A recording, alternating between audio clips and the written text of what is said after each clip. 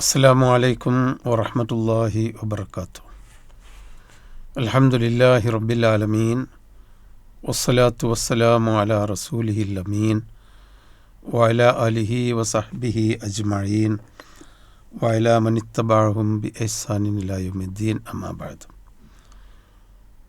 പ്രിയപ്പെട്ട സഹോദരന്മാരെ, സഹോദരികളെ, വിശുദ്ധ റമദാൻ മാസം നോമ്പുകാലം പിന്നിടുകയാണ്. മണിക്കൂറുകൾ കൊണ്ട് എണ്ണാവുന്ന കുറച്ച് ദിവസങ്ങളെ ഇനിയുള്ളൂ. നാം ഇത്രയും കാലം നോമ്പെടുത്തത് എന്തിനാണ്? നല്ല ഭക്ഷണം വീട്ടിലുണ്ടായിരുന്നല്ലോ, പാനീയങ്ങളുണ്ടായിരുന്നല്ലോ. ഈ കൊടുംചൂടുള്ള വേനൽക്കാലത്ത് തിന്നാനും കുടിക്കാനും നമുക്ക് സൗകര്യമുണ്ടായിരുന്നല്ലോ. ആരും നമ്മളെ തടഞ്ഞില്ല. എങ്കിലും നാം അതൊക്കെ ഒഴിവാക്കിക്കൊണ്ട് നോമ്പെടുത്തു. എന്തിനാണ്? നമ്മുടെ റബ്ബിനെ ഭയപ്പെട്ടതുകൊണ്ട് മാത്രം.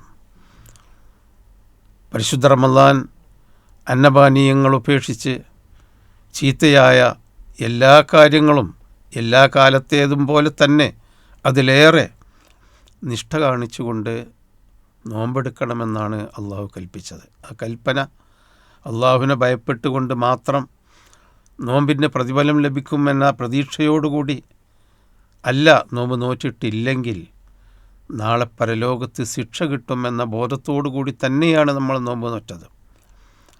ഇത്രയൊക്കെ അള്ളാഹുവിൻ്റെ കൽപ്പന പാലിച്ചാലും അള്ളാഹു നോമ്പിൻ്റെ ലക്ഷ്യം നമുക്ക് നിർണയിച്ചു തന്നിട്ടുണ്ട്. അതും കൂടി നമ്മൾ ഇനി പാലിക്കണം.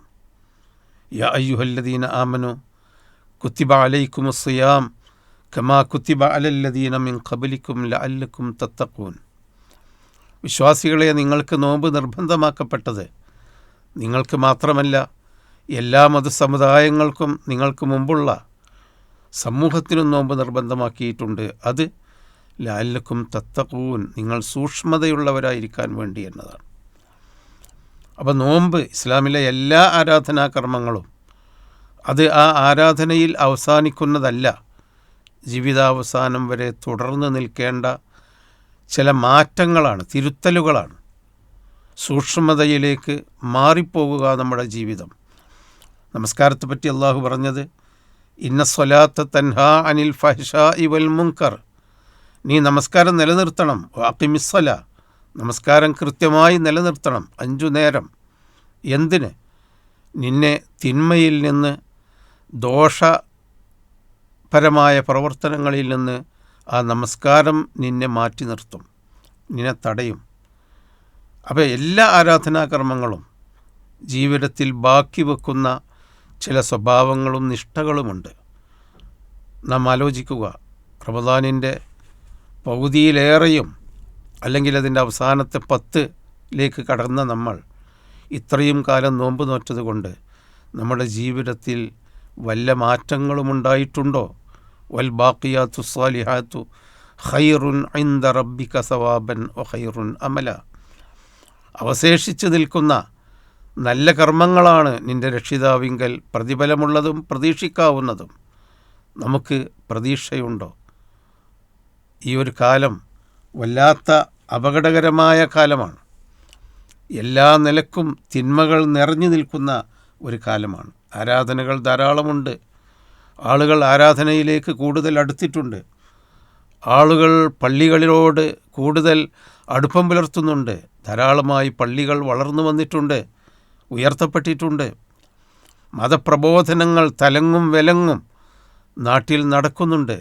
അങ്ങനെയൊക്കെയാണെങ്കിൽ പോലും അതിൻ്റെയൊക്കെ ഒരു മാറ്റം, അതുകൊണ്ട് സമൂഹത്തിൽ എത്രത്തോളം നാം മാറുന്നുണ്ട്, അതല്ല ഇത് കേവലം തൊലിപ്പുറത്ത് മാത്രമുള്ള ചടങ്ങുകളായി മാറിയിട്ടുണ്ടോ? നാം ശ്രദ്ധിക്കേണ്ടതുണ്ട്. എല്ലാ വർഷത്തിലും നോമ്പ് ഒരു കലണ്ടർ മറിഞ്ഞു വരുമ്പോൾ നോമ്പ് കാലം വരും. അന്നെല്ലാവരും നോമ്പ് തുറക്കും, നോമ്പ് നോൽക്കും. എല്ലാവരും നോമ്പ് തുറക്കും, നോമ്പ് തുറപ്പിക്കും, സൽക്കർമ്മങ്ങൾ വർദ്ധിപ്പിക്കും. രാത്രി നമസ്കാരങ്ങൾ സാധാരണത്തേക്കാൾ അധികം നമ്മൾ നിർവഹിക്കും. പൊതുവെ വിശ്വാസി സമൂഹത്തിൽ നോമ്പ് കാലം ആരാധനയുടെയും ഭക്തിയുടെയും ഒരന്തരീക്ഷം നിലനിൽക്കും.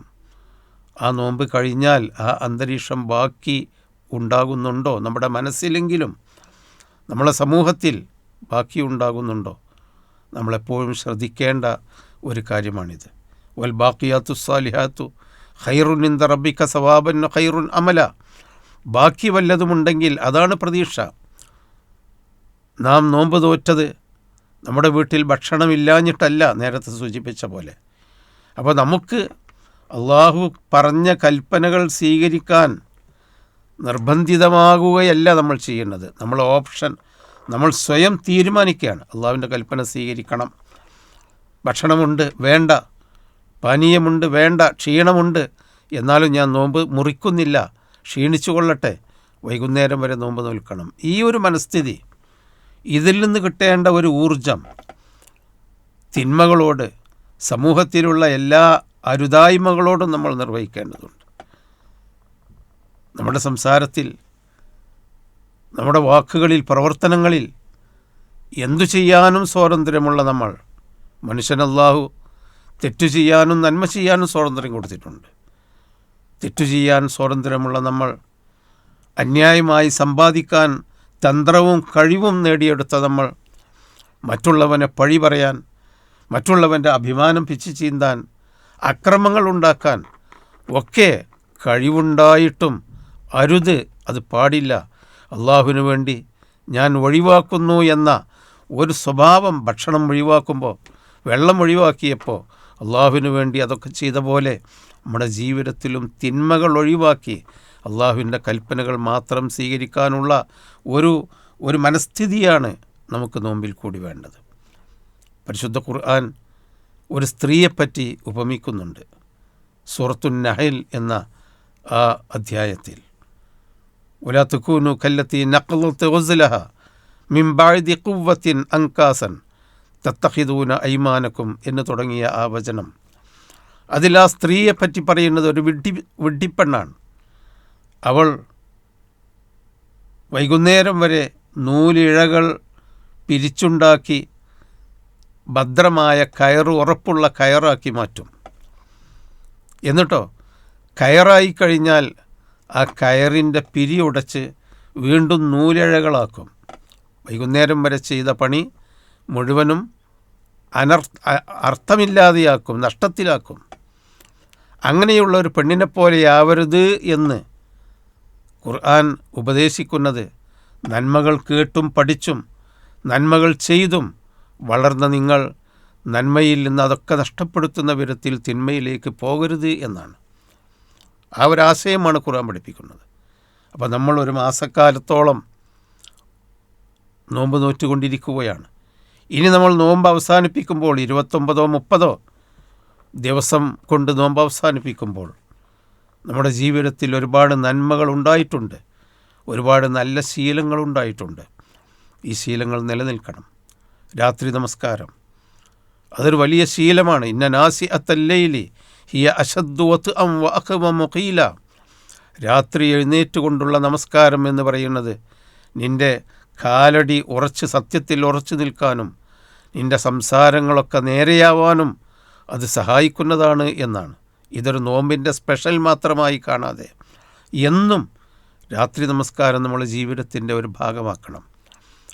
അള്ളാഹുവിന് വേണ്ടി ആഹാരപാനീയങ്ങൾ ത്യജിച്ചതുപോലെ ആഗ്രഹമുള്ള എല്ലാ കാര്യങ്ങളും അള്ളാഹുവിന് ഇഷ്ടപ്പെട്ടതല്ലെങ്കിൽ ത്യജിക്കാൻ നമ്മൾ തയ്യാറാവണം. ദാനധർമ്മങ്ങൾ ധാരാളമായി കൊടുത്തു. ആ ദാനധർമ്മങ്ങൾ ഇനിയും തുടരണം. മനുഷ്യൻ്റെ പട്ടിണിയും കഷ്ടപ്പാടുകളും നോമ്പ് കാലത്ത് മാത്രമല്ല ഉള്ളത്. പട്ടിണിക്കാരും കഷ്ടപ്പെടുന്നവരും നമ്മുടെ ചുറ്റുഭാഗത്തും ധാരാളമായി ഉണ്ട്. എന്നും ദാനധർമ്മങ്ങൾ കൊണ്ട് നനഞ്ഞ കൈകളായിരിക്കണം നമ്മുടേത്. പ്രത്യേകിച്ചും സക്കാത്ത്. അല്ലാഹു തആല നമുക്ക് നൽകിയ സമ്പത്തിൻ്റെ 2.5% പാവപ്പെട്ട മനുഷ്യന്മാർക്ക് നിർബന്ധമായി കൊടുക്കണമെന്നും അത് നിങ്ങളുടേതല്ല, അത് അന്യരുടെ അവകാശമാണ് എന്നും ഖുർആൻ നമ്മളെ പഠിപ്പിച്ചിട്ടുണ്ട്. ആ സക്കാത്ത് നമ്മൾ കൊടുക്കണം. അത് റമദാനിൽ മാത്രമല്ല, എപ്പോഴാണോ തൻ്റെ കച്ചവടം, തൻ്റെ വ്യാപാര വ്യവസായത്തിന് 1 വർഷം തികയുന്നത് അപ്പോൾ സക്കാത്ത് കൊടുക്കണം. കൃഷിയുടെ കണക്ക് മറ്റൊന്നാണ്. നമുക്ക് കാർഷിക വിളകൾ എന്നാണ് കൊയ്തെടുക്കുന്നത് അന്ന് സക്കാത്ത് കൊടുക്കണം. നമ്മുടെ സമ്പത്തിൻ്റെ സക്കാത്തും ഇതുപോലെ വർഷത്തിലൊരിക്കൽ മതി, കൃഷിയുടേതുപോലെയല്ല. അപ്പോൾ പാവപ്പെട്ടവരുടെ അവകാശം നമ്മൾ കൊടുത്തു തീർക്കണം. മറ്റുള്ളവൻ്റെ അഭിമാനങ്ങൾ നബി സല്ലല്ലാഹു അലൈഹി വസല്ലമ പഠിപ്പിച്ചിട്ടുണ്ട്. ഒരുപാട് സൽക്കർമ്മങ്ങളുമായി പരലോകത്ത് വരുന്ന ഒരാൾ നോമ്പ് നോറ്റിട്ടുണ്ട്, നമസ്കരിച്ചിട്ടുണ്ട്, ഹജ്ജ് ചെയ്തിട്ടുണ്ട്, ഉംറ ചെയ്തിട്ടുണ്ട്, സൽക്കർമ്മങ്ങൾ ഏറെ ചെയ്തിട്ടുണ്ട്, ജനങ്ങളെ ഒരുപാട് സഹായിച്ചിട്ടുണ്ട്. അങ്ങനെയുള്ള സൽക്കർമ്മങ്ങളുടെ കൂമ്പാരങ്ങളുമായി പരലോകത്ത് വരുന്ന ആളുകൾ, അവരെ സംബന്ധിച്ചിടത്തോളം ആ സൽക്കർമ്മങ്ങളുടെ ഫലം അവർക്ക് കിട്ടാതെ പോകുന്നു. എന്തുകൊണ്ട്? അവർ പലരെയും ഉപദ്രവിച്ചു, പലരുടെയും സമ്പത്ത് അപഹരിച്ചു. സക്കാത്ത് കൊടുക്കാതെ ഇരിക്കുന്നതൊരു ഒരു മോഷണമാണ്, അവർക്ക് കൊടുക്കേണ്ടത് കൊടുക്കാതിരിക്കുന്നത്. അതുപോലെ മറ്റുള്ള നിലക്ക് വ്യാജമായ കാര്യങ്ങളിൽ കൂടി കൈക്കൂലിയും മറ്റും വാങ്ങിക്കൊണ്ട് മറ്റുള്ളവരുടെ സമ്പത്ത് അപഹരിച്ചു, മറ്റുള്ളവനെ പരദൂഷണം പറഞ്ഞ് വേദനിപ്പിച്ചു, വേറൊരാളുടെ അഭിമാനം പിച്ചിച്ചീന്തി. അങ്ങനെ സാമൂഹ്യ ദ്രോഹപരമായ കാര്യങ്ങൾ വാക്കുകൊണ്ടും പ്രവൃത്തികൾ കൊണ്ടും സാമ്പത്തിക മേഖലയിലുമൊക്കെ ചെയ്ത ഒരാൾ എത്ര സൽക്കർമ്മങ്ങൾ ചെയ്താലും ആ സൽക്കർമ്മങ്ങളൊക്കെ തന്നാൽ ആരൊക്കെ പ്രയാസപ്പെട്ടുവോ, ആരൊക്കെ വേദനിച്ചുവോ, ആരുടെ അഭിമാനം താൻ നഷ്ടപ്പെടുത്തിയോ അവർക്ക് സൽക്കർമ്മങ്ങളുടെ ഫലം അല്ലാഹു തആല പരലോകത്ത് കൊടുക്കുമെന്നും സൽക്കർമ്മം നമുക്ക് നഷ്ടപ്പെട്ടു പോകുമെന്നും ഖുർആൻ പഠിപ്പിച്ചിട്ടുണ്ട്. തിഹാമ മല പോലെ അറബി നാട്ടിൽ ഉയർന്നു കാണുന്ന മണൽക്കുന്നുകളാണ് തിഹാമ മലകൾ. തിഹാമ മലകളെപ്പോലെ ഉയർന്നു നിൽക്കുന്ന സൽക്കർമ്മങ്ങൾ ചെയ്യുന്ന പലരും രഹസ്യ ജീവിതത്തിൽ തിന്മയിലേക്ക് മാറുന്നത് നബി സല്ലല്ലാഹു അലൈഹി വസല്ലമ താക്കീത് നൽകി.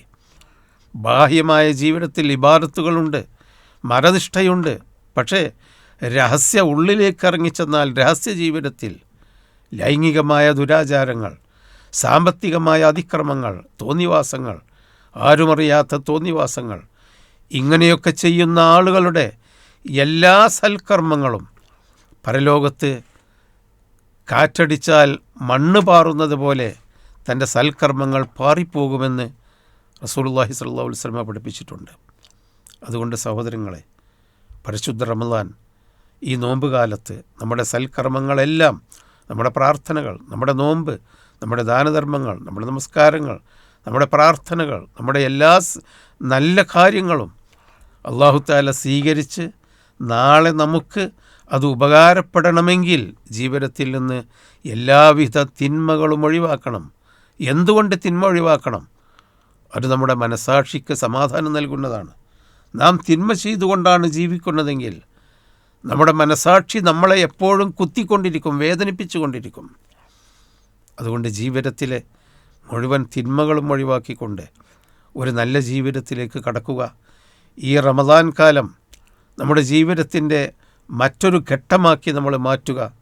ഈ നോമ്പ് കൊണ്ട് കിട്ടിയ തിന്മകളെ അതിജയിക്കാനുള്ള ആ ഊർജം ഇനിയുള്ള കാലങ്ങളിൽ ഏത് തരത്തിലുള്ള തിന്മകളെയും അതിജയിക്കാൻ എനിക്കത് വേണ്ട, അത് അള്ളാഹു ഇഷ്ടപ്പെടാത്തതാണ്, അള്ളാഹു വെറുത്തതാണ്, അള്ളാഹു നിരോധിച്ചതാണ്, ഞാനത് ചെയ്യില്ല എന്ന് പറയാനുള്ള മനഃശക്തിയും ഊർജവും, അതുപോലെ ഈ നമസ്കാരത്തിൽ കൂടി നേടിയ സൽക്കർമ്മങ്ങൾ നഷ്ടപ്പെടാതിരിക്കാനുള്ള പ്രവർത്തനങ്ങളും മനുഷ്യ ബന്ധങ്ങളും, ഈ ദാനധർമ്മത്തിൽ കൂടി മനുഷ്യരെ നമ്മൾ സഹായിച്ചു, അവരുടെ പ്രാർത്ഥനകൾ നമുക്ക് കിട്ടും.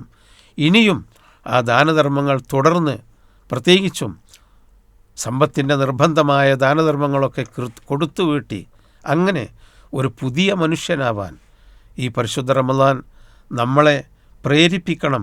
എപ്പോഴാണ് മനുഷ്യൻ്റെ അന്ത്യം എന്നറിഞ്ഞുകൂടാ. ഏത് റമളാനിൻ്റെ ശേഷമാണ് ഇനി മറ്റൊരു റമളാനില്ലാത്ത അനന്തമായ ഒരു ലോകത്തേക്ക് നാം മരിച്ചു പോകുന്നതെന്നറിഞ്ഞുകൂടാ. അതുകൊണ്ട് എത്രയും കിട്ടുന്ന ആയുസ്സിനെ നന്മയ്ക്ക് വേണ്ടി ഉപയോഗപ്പെടുത്തി ചെയ്ത നന്മകൾ എന്നും നമുക്ക് ഉപകരിക്കുന്ന വിധത്തിൽ, തിന്മ കൊണ്ട് ചെയ്ത നന്മകളെ മായ്ക്കാൻ അവസരം കിട്ടാത്ത തരത്തിൽ ജീവിതത്തിൽ തിരുത്തലുകളും മാറ്റങ്ങളും ഉണ്ടാക്കുക. അള്ളാഹു അതിന് നമുക്കെല്ലാം തൗഫീക്ക് നൽകുമാറാവട്ടെ. വസല്ലല്ലാഹു വസല്ലം അലാ ഖൈരി ഖൽഖിഹി മുഹമ്മദിൻ വഅലാ ആലിഹി വസഹ്ബിഹി അജ്മഈൻ.